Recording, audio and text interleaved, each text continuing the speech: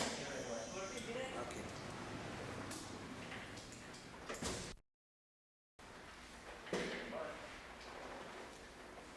We got speed?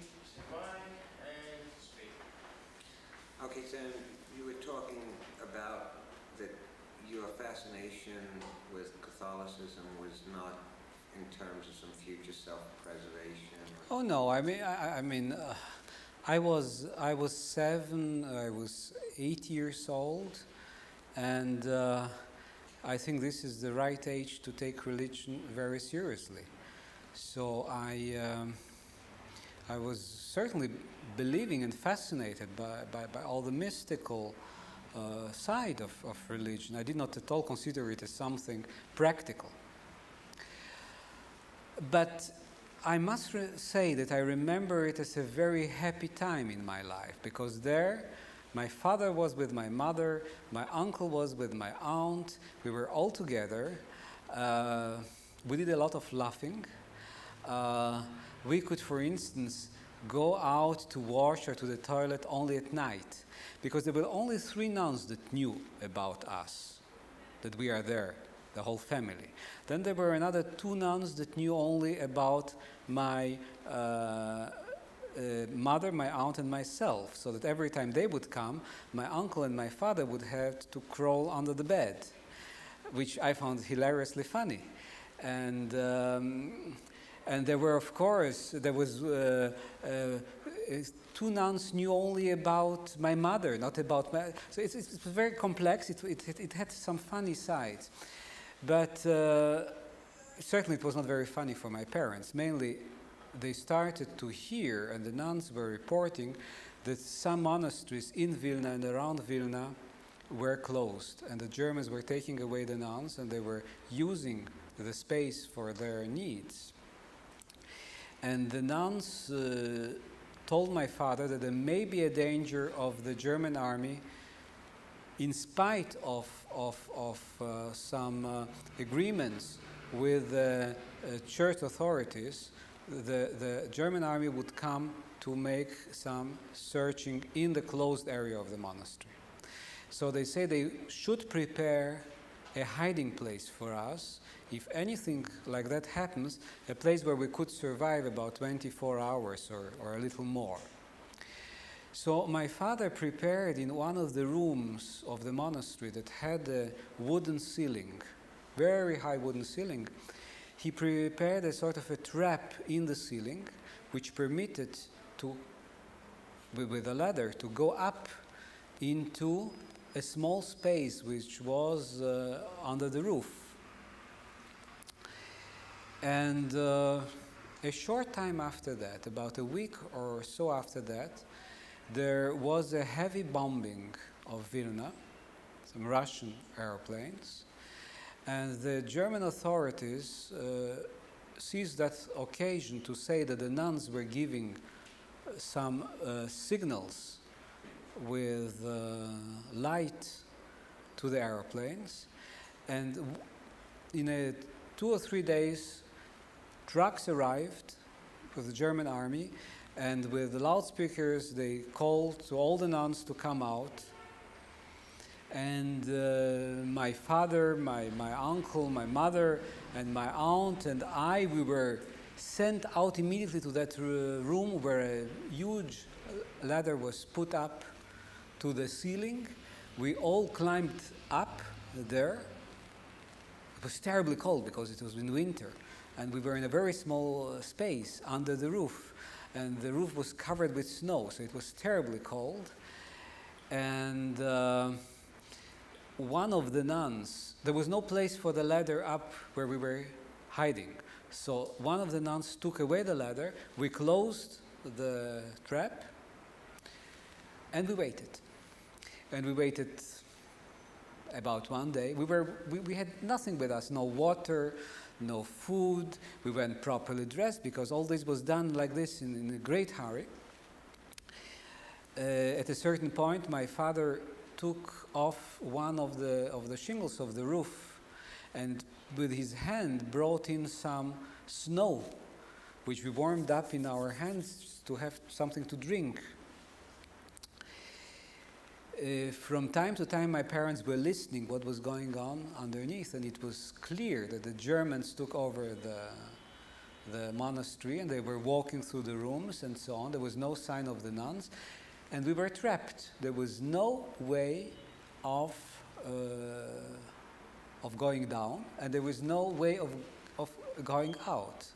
So in that little space, there was a small wall of bricks. And my uncle and my father started with some metal objects that they found there. They started to try to create an opening. We stayed there for about 48 hours until they have succeeded to make that opening. And that opening gave out to another roof. I mean, I don't know how you call it in English, that space under the roof. Attic. An attic. Well, it was a sort of an attic. Crawl space. Yeah. It was a sort of an attic. So we went into that attic, and from that attic we found a way to a third or fourth attic, and there it was finished. There was an opening somewhere very high in the wall, and I think it was thanks to the fact that my father was such an extraordinary athlete. He was a great sportsman, and he was very athletic. He was a fantastic swimmer. He had extraordinary muscles and so on. He succeeded simply by hanging himself with his fingers on the wooden rods that keep the shingles of the roof. He succeeded to bring up himself up to the top of the roof and get somehow to the opening, and bringing down from there he found something, some piece of wood and so on. I don't know, it seems to me almost an unbelievable story. We succeeded to get out to another attic and found there a door that led to a staircase which brought us down. So we were in this terrible state, hungry, thirsty, dirty, and so on, and we all arrived down to with the staircase to the level of the street where a door was closed. There was no way of getting out into the street. And there my aunt and my mother, my father and my uncle hid somewhere with me behind the space of the staircase. My aunt went to knock on the first door, which was the door of the guardian of this house, the doorman and so on. And she says, she told him that she was one of the nuns of the monastery, and that she wanted to go out into the street. So he came down, he opened the door, and we went out into the street. There was full of German army. My father said, now he's convinced that he has let out 2 nuns, 2 priests, and their mamzer. And we were laughing they were laughing like mad. There was this sort of also nervous outlet, which was in a situation completely beyond despair. And I was wondering what this mamzer meant. I understood that I was a mamzer, but I didn't know exactly what the word mamzer meant. But I understood it had something to do with what usually priests do to nuns and nuns to priests. And maybe because we were laughing, I don't know, maybe the German army did not look at these dirty, horrible people. There, we went to the ghetto, just through the streets. I mean, the situation was so much beyond despair that we tried just to go to the ghetto. And we went to the ghetto, and we arrived in the ghetto. We somehow got in the ghetto. My father met now I remember. Coming close to the ghetto, there was a group of people who were working at the railway station, who were coming back to the ghetto after work. And we sort of integrated in them. And somebody has put a coat over me. So he looked like a man who had 4 legs. But we somehow succeeded to get into the ghetto. And then in the ghetto we have spent, I think, about a year or more, a year and a half, until we arrived at the stage of the liquidation of the ghetto. So there it was a question of finding the space where to live. In the beginning we were living with other two families in one small room, sleeping one on top of the other and so on. Then my father succeeded to find a certain small shop that was used as a deposit, and he arranged there a place for us to live. Somehow my mother and my father were people of incredible resources. And after a couple of months, we were living in better conditions because we had one space for ourselves. So I even had a place where to draw or where to do things which were my artistic interest. Now, there was a school in the ghetto, and my mother decided that I should go to that school. And she brought me to that school, and the school looked very frightening because it was a small room, and there were all children sitting one on top of another, all had shaved heads because of the lice. They did not accept children who had their hair on their head, and they looked very frightening to me, and my mother said, I won't put you in here. And she found a friend of hers who was a teacher, who was working during the day somewhere at one of the factories that produced things for the Germans, but in the evening she would teach me. So she was teaching me Polish, she was teaching me Yiddish, she was teaching me some mathematics and so on. And that teacher of mine was a very great friend of Sutzkever and of Kaczerginski, the two poets in the ghetto.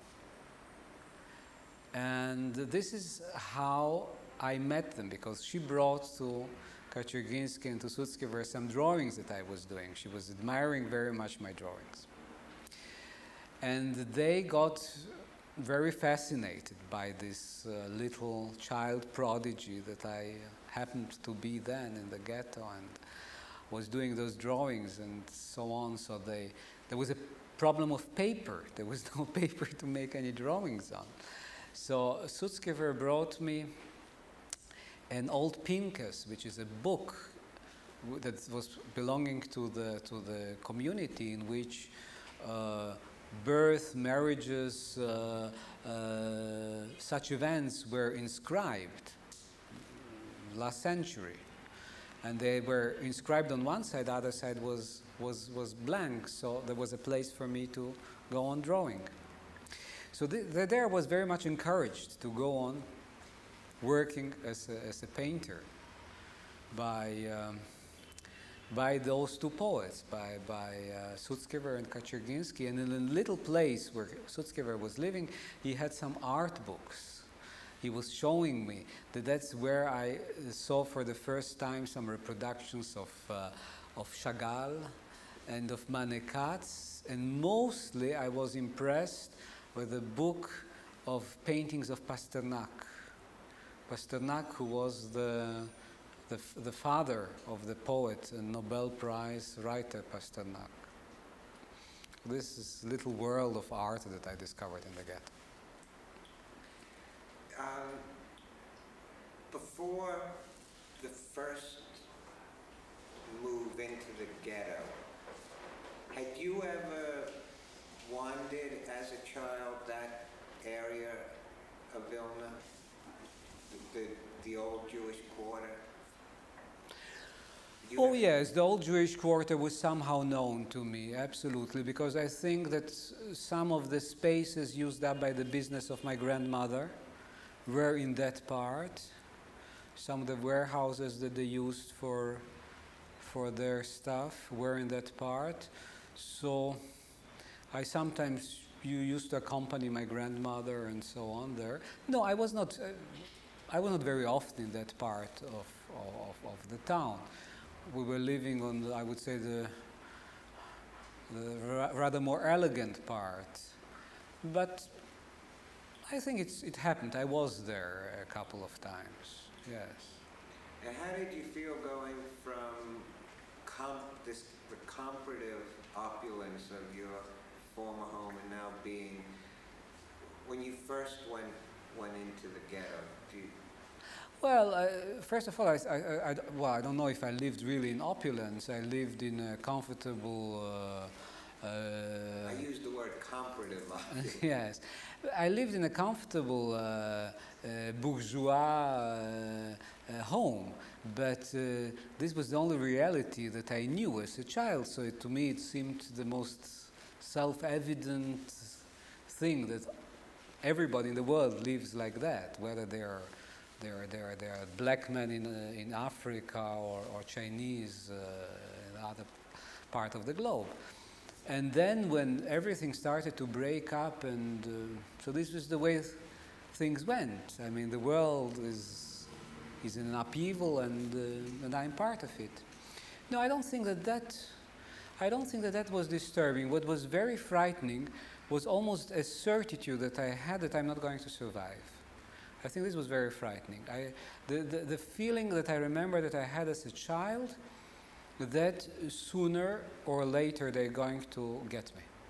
There was this child of my mother's best friend who was my age and who had my name and who was my best friend. And this boy was caught by Germans and was shot in the street. And I knew it. So the fact of being alive today and most probably not alive tomorrow was a sort of a certitude. And in front of that, I think that I have lost the innocence of childhood like this very, very abruptly, very, very, very quickly. And in front of that, all the other questions were very relative. I mean, what I was terribly afraid of was the gruesome way of not dying immediately. I realized that sometimes it can be connected to a lot of suffering, because I witnessed some horrible scenes where people were shot or killed or tortured, and I mean, these things were. This was what was very frightening. But this is maybe why today I consider all this as an incredible preparation for life, as an almost fantastic treasure that one has in oneself, having survived all that. And then you realize that every day that you're alive and that you breathe and so on is a miracle. It's like being born again every morning when you wake up. But I think I just went away somewhere. It was not really what you asked me. You were asking me about the conditions of the ghetto. Well, it was a different reality, but it was also, to tell you, a reality that somehow put everything already at a very young age into a very relative vision. Let me tell you, for instance, the story of my exhibition in the ghetto. An exhibition which gave me sort of instant celebrity in this tiny world of the ghetto. It so happened that I don't know for what reasons they have decided to make in the theater, which was part of the ghetto, in the foyer of the theater, an exhibition of the artists living in the ghetto. And those two poets, Kaczergiński and Sutzkever, decided that I have to be part of that exhibition. And not only do I have to be part of the exhibition, but they have to give me a whole wall for my drawings. And nobody of those surviving professional or semi-professional artists wanted a child to be there. They say that it's unfair. What is it? It's a little monkey. He's going to steal the show. It's not fair, and so on. So I know that a lot was going on behind the scenes, and in this horrible reality of a place where people did not know whether they will survive tomorrow, they were fighting for those stupid issues of who is being shown, who is being hanging, how much space is being given to this or to that. And the day they opened this exhibition, it was an exhibition of the artist and of the famous model of the ghetto, I think so. that very day, in this enormous courtyard in front of the theater, were hundreds of people that were brought to Vilna from a ghetto that was liquidated somewhere. So we were really walking, we were making our way, my mother, my father, and myself, between the hundreds of people that were sitting or laying on the ground with the little suitcases or the little peklach or the little stuff that they were able to carry. There were people who were dying of hunger, who were completely homeless, who were afraid that tomorrow, and I think the next day or 2 days later, they were sent out for liquidation in Panari. And there I was going with my parents to see my paintings. Now, believe me that the relativity of this thing accompanies me all my life. I mean, whenever I make an exhibition and so on, I cannot get, overexcited. I cannot feel that everything, depends from that and so on. It's a privilege. It's an extraordinary thing to be able to do it. But compared to what life is about and what happens and so on, I mean, the memory of that day, which I think it brought me even, I don't know, I was told that I was even awarded a prize or something like that. I don't even remember that, because what I remember were the people in the street there, the homeless and condemned people in the street. So it's a very precious lesson to have had from, I think, for the rest of the life. So this is the relativity I wanted to tell you about. If I may go back even further, before the war, what were your memories of Panari? Oh, Panari was a beautiful place. My aunt, Yetta, my mother's younger sister, had a dacha in Panari. And we used to go there in the summer. And actually, we used to live in a place in the woods which was very close, one of the closest to the area that the Germans dug up later to make these graves for, I think, 200,000 or 300,000 people that were put to death in that place. Actually, I think that my aunt Yetta was one of the first people, the first persons that witnessed and that realized that the Germans have turned that area of Panari into a place of execution, because she heard the first times that machine guns were taking lives. And I think that when she started to talk about it, nobody believed her. This was still in these times when there was such a need for the people to sort of indulge into sort of self-deception. The reality was so terrible that I think everybody was doing his best in order not to believe what was so evident. Even my parents, the day before the arrival of the German army to Vilna, or 2 days before their arrival, people were living, in a state of catastrophe for Russia. They were getting cars. They were escaping, because getting to Russia, from Russia to Shanghai, from Shanghai to the States was a possibility of survival.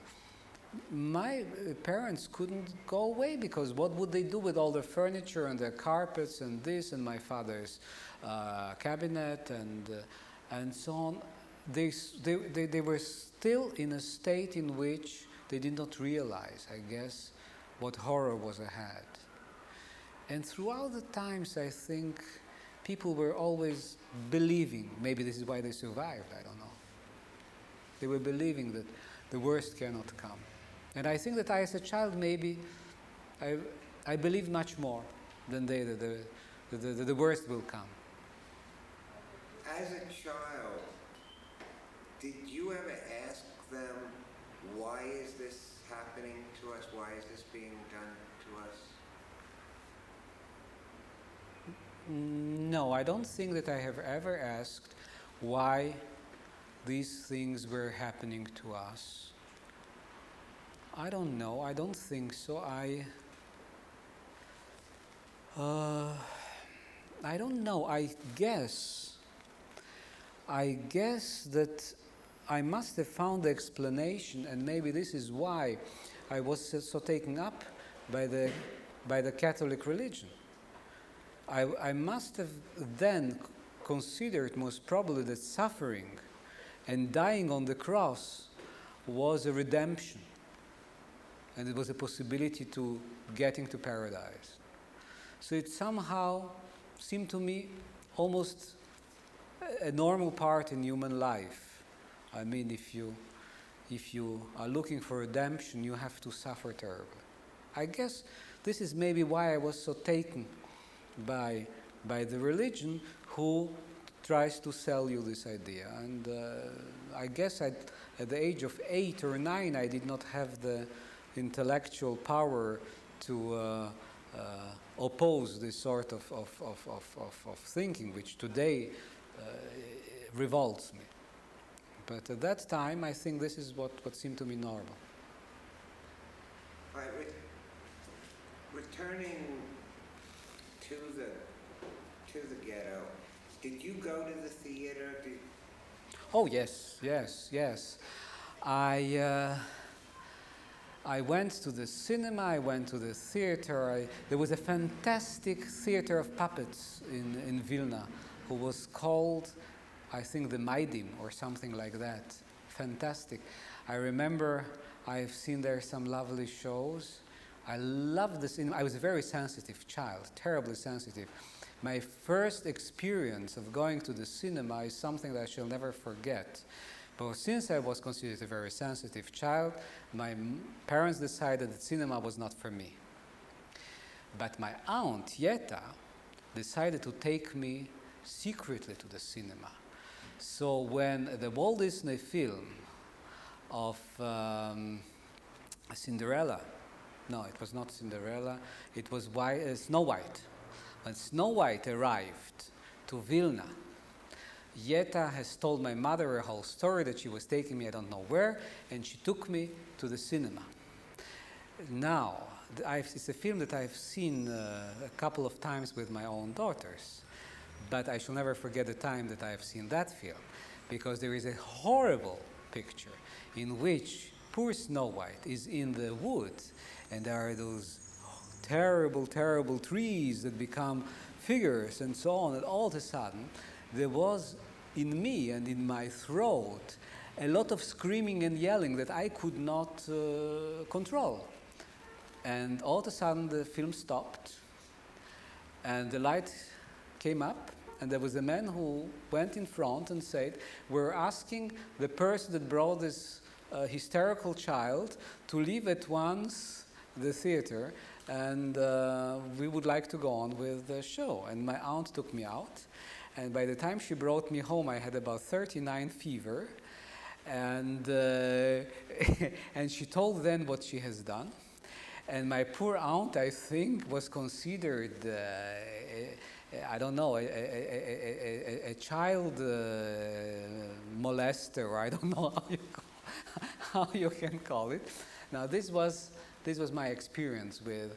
But after that, you know, I did not go to normal shows. But there was theater for children. There was theater as well in Polish and in Yiddish. There was theater, and there was a tradition of theater in Vilna, which was fantastic. There were some famous actors. They were doing films.